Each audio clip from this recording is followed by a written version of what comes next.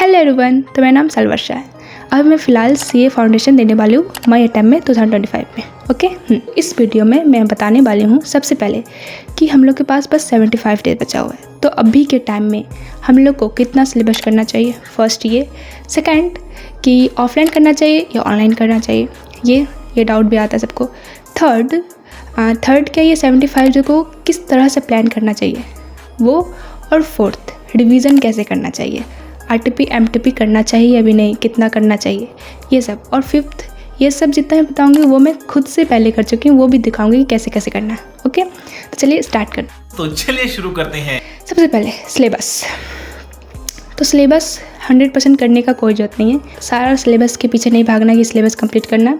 कोई 2 subject choose कीजिए जो आपका बेस्ट हो, उसमें 90+ सिलेबस कंप्लीट कर लीजिए। उसके बाद कोई 2 सब्जेक्ट्स सेलेक्ट कीजिए, उसमें आप 18% या 70% सिलेबस कंप्लीट कीजिए। सिलेबस कितना कंप्लीट करना वो देखिए, पूरा 100% सिलेबस करने की जरूरत नहीं है। जितना भी सिलेबस कंप्लीट है उसमें से अगर कुछ भी क्वेश्चन आए तो आप कर लीजिए, ऐसा सिलेबस कंप्लीट करना है। 100% के पीछे नहीं जाना है, ठीक है। फर्स्ट खत्म। सेकंड, ऑनलाइन करना चाहिए ऑफलाइन।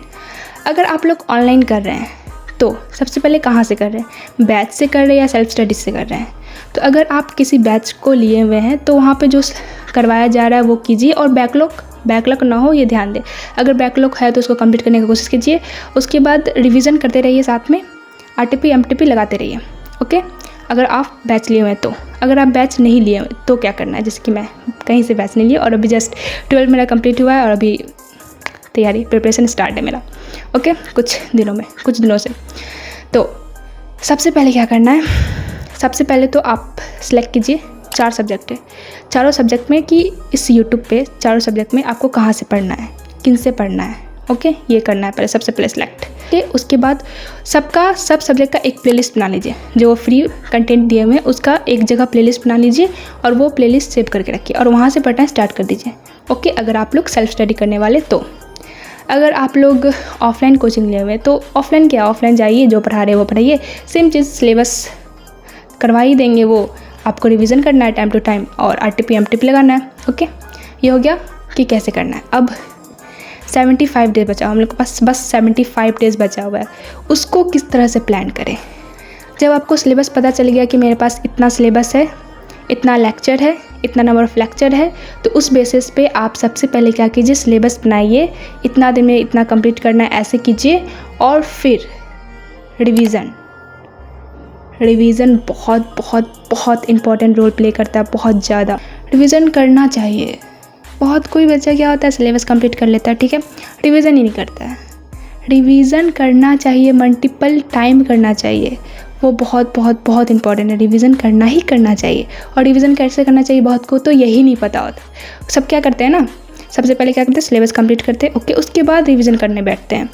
वैसे कभी भी नहीं करना चाहिए, कभी भी नहीं। रिवीजन हम लोग का हरदम फर्स्ट डे से स्टार्ट होना चाहिए। जिस दिन से हम लोग पढ़ाई करना स्टार्ट कर रहे हैं उसी दिन से रिवीजन स्टार्ट होना चाहिए। अब वो कैसे करना चाहिए, देखिए सिंपल है। सबसे पहले कोई एक चैप्टर उठाएं, चैप्टर जिस दिन कंप्लीट हो उसके अगले 4 दिन उस चैप्टर को आपको रिवाइज़ करना है। ओके, उसके बाद उसके 7 दिन बाद उस चैप्टर को रिवाइज़ करना, फिर उसके 14 दिन बाद उसको रिवाइज़ करना, फिर उसके 21 दिन बाद उसको रिवाइज़ करना है। नहीं उतना करना है कोई बात नहीं, कम से कम 3 टाइम्स रिवीजन करना चाहिए, तब आपको कॉन्सेप्ट का पूरे अच्छे से क्लैरिटी मिल जाएगी कि अच्छा ऐसा कॉन्सेप्ट है।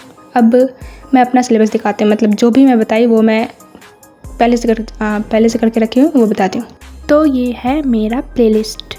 जैसा कि मैंने आपको कहा था कि हर सब्जेक्ट का प्लेलिस्ट बनाना है, वैसे मैं हर सब्जेक्ट का प्लेलिस्ट बना कर रखी हूँ। पहले अकाउंट्स का, फिर उसके बाद मैथ का, फिर उसके बाद लॉ का, फिर उसके बाद इकोनॉमिक्स का, सबका प्लेलिस्ट जहाँ से मुझे लगता है पढ़ना चाहिए वो प्लेलिस्ट मैं बना के रखी हूँ पहले से। तो उसके बाद है ये मेरा 75 डेज़ का प्लान।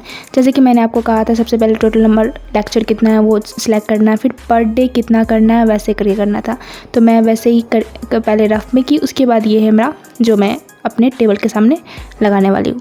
तो सबसे पहले तो हर सब्जेक्ट का कितना लेक्चर करना चाहिए, कितना घंटा खुद को देना चाहिए, ये सब प्लान करने के बाद ये है मेरा प्लान पूरा 75 डेज़ का। ओके, ये करने के बाद मैं आपको बताई थी रिवीजन कैसे करना चाहिए, वैसे ही मैं भी रिवीजन का पूरा शेड्यूल बना के रखी हूँ। सबसे पहले 4 दिन, चौथा दिन बाद रिवीजन करना है, फिर उसके बाद उसके 7वां दिन बाद, उसके बाद फिर उसके 14 दिन बाद, उसके 21 दिन ना, ऐसे करके आप मल्टीपल टाइम्स रिवीजन कर सकते हैं। ये बेस्ट है। तो आप लोग भी अपना प्लान स्ट्रेटजी जो भी है वो कमेंट में बताएं। और ये था मेरा प्लान, कैसा लगा ये भी ज़रूर बताएं कमेंट में।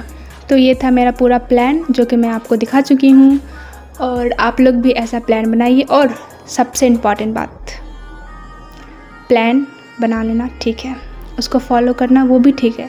3-4 दिन हो गया फिर ना हो पाए फॉलो, तो रिग्रेट नहीं करना है, ओवर थिंक नहीं करना है, ठीक है। ये नॉर्मल है कि सब प्लान के अकॉर्डिंग हो जाए, वैसा नहीं है, मेरा भी नहीं होता है। तो उसके लिए सोचने नहीं बैठ जाना है, आगे का जो करने वाले थे वो भी ना करे, सोचने के चक्कर में वो सब नहीं करना है, ठीक है।